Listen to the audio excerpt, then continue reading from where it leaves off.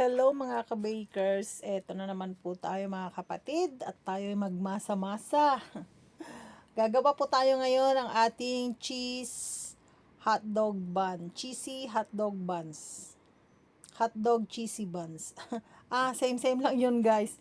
Siyempre, una natin gagawin ang ating yeast. Yan po yung SOP sa mga ka-bakers natin or yung iba hinahalo na po lahat-lahat. Pero tayo po, kailangan nating ipag-bloom ang ating yeast. Kasi mahirap na tayo po ay, hindi naman sa first timer, pero tayo po ay natututo at pinapag-aralan pa lang po kung paano po mag-bake mga kapatid. Ayan, nagkikilo po tayo. Ito din po yung proseso na ginawa ko sa ating Spanish bread. Hinati ko lang po yung ating dough para nakagawa po tayo ng dalawang recipe sa isang dough. So, 500 grams yata yun. Hinati ko sa dalawa.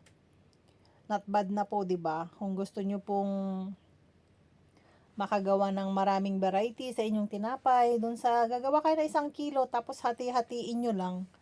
Tapos yun, 'di ba? Makakagawa kayo ng maraming flavor. Ayan, nagkikilo pa lang ang ating kamasa dyan.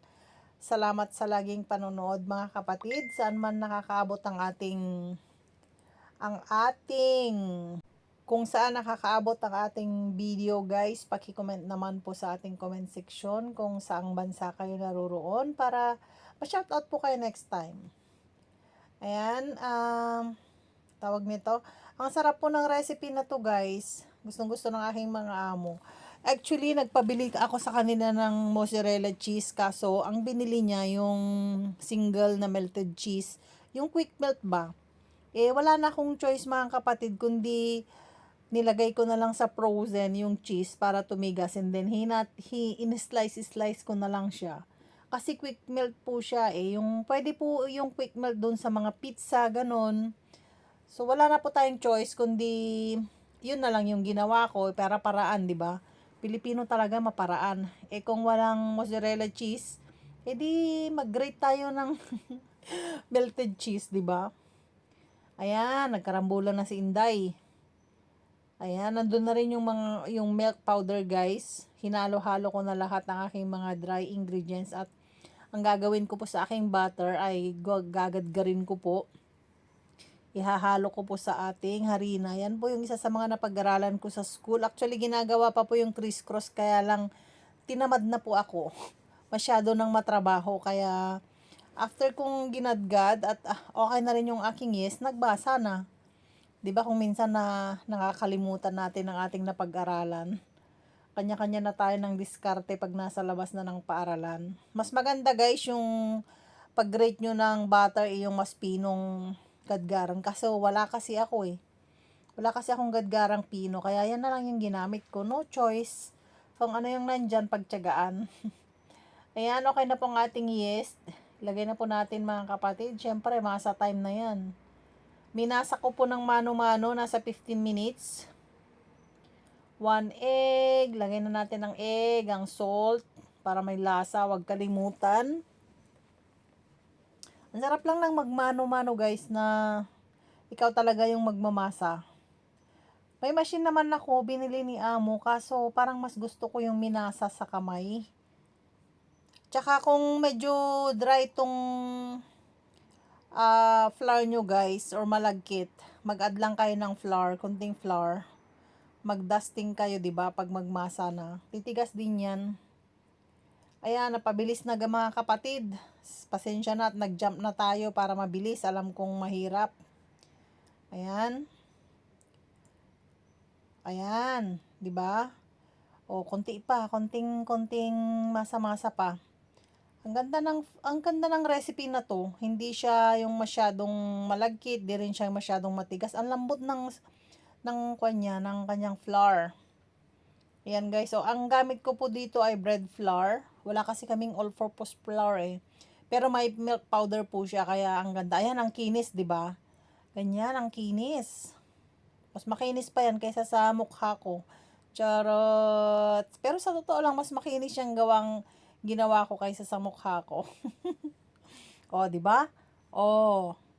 Sa kamay yan, hindi yan sa machine. Maglagay lang tayo ng oil guys at ilagay na natin sa ating bowl at syempre antayin na natin ng mga 1 hour. Depende sa init sa inyo. Pero sa akin mga 1 hour yan bago ko hinati. Inaantok na ako, nagbo-voice over, promise. Takpan nyo lang po ng plastic or kung may malinis kayong tela, pwede naman po. Para kung sa mga nagtitinda, hindi na nila i-costing yan. Malinis lang na towel, pwede na yun. Huwag naman yung pinapampunas nyo ng inyong mga pawis. Uy, parang ma-addict naman yung mga customer nyo. Charot lang. Ayan, dinoble ko po yung plastic kasi hindi po kasya sa bowl. May hangin na pumapasok. Kaya, yun. Ayan, magja-jump na po tayo ngayon, guys. Mag-jump na po tayo. Hindi ko na nabidyuhan yung paghati ko kasi, pero nasa kabilang video sa may Spanish bread. Ayan, mga kapatid, sundan nyo lang yung ginawa ko. Pero kung may diskarte kayong mas maganda, mas mabilis, sa akin, wala naman pong problema.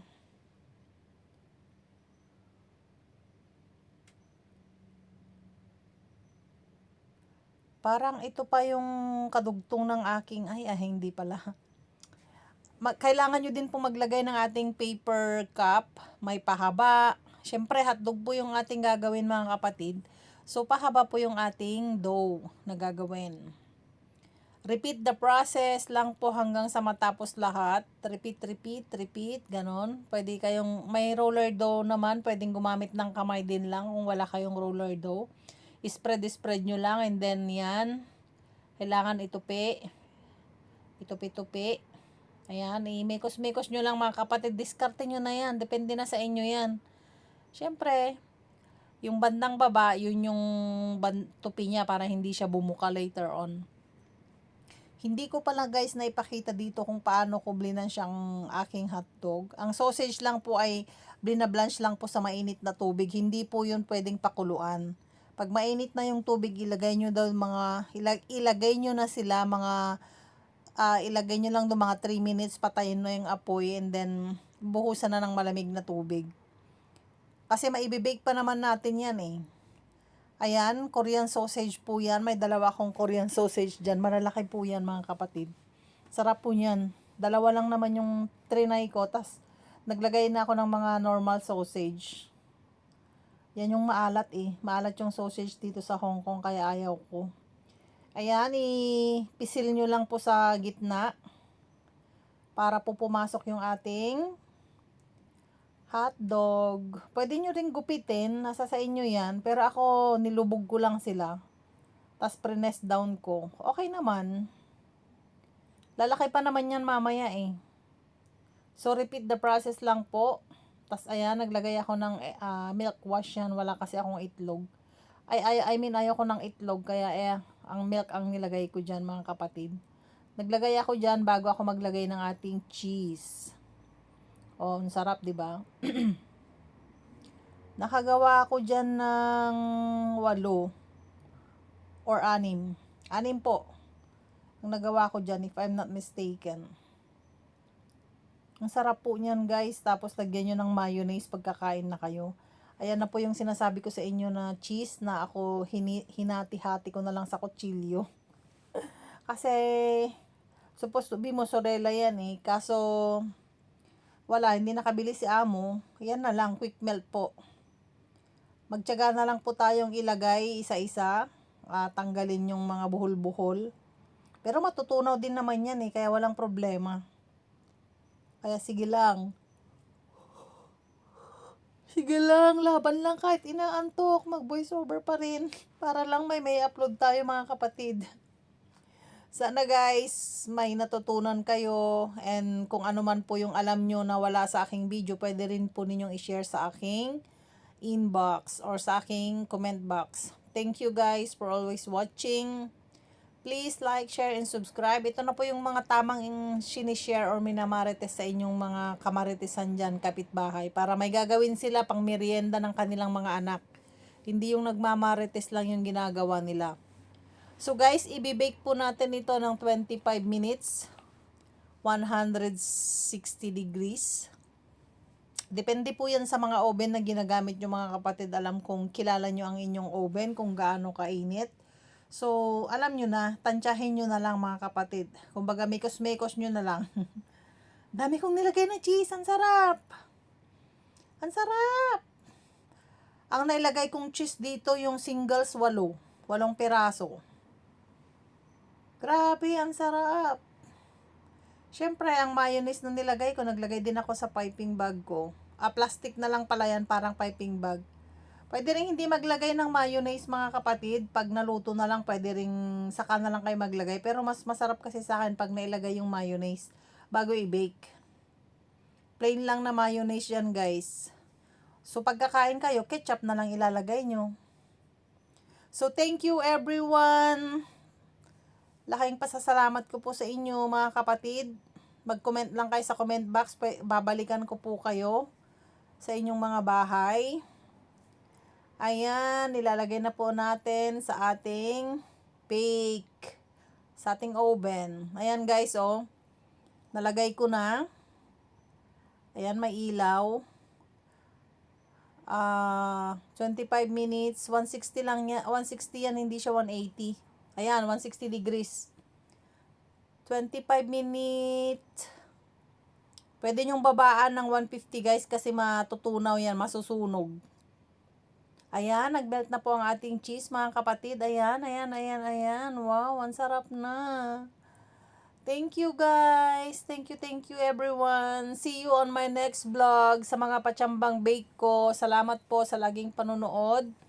Please like, share, and subscribe mga kapatid. Ayan na, luto na siya. Kainan na tayo. Iba yung kulay niya kasi pag nasa loob ng oven. Pero same pa rin pag nasa labas. Thank you everyone. See you on my next vlog. God bless us all.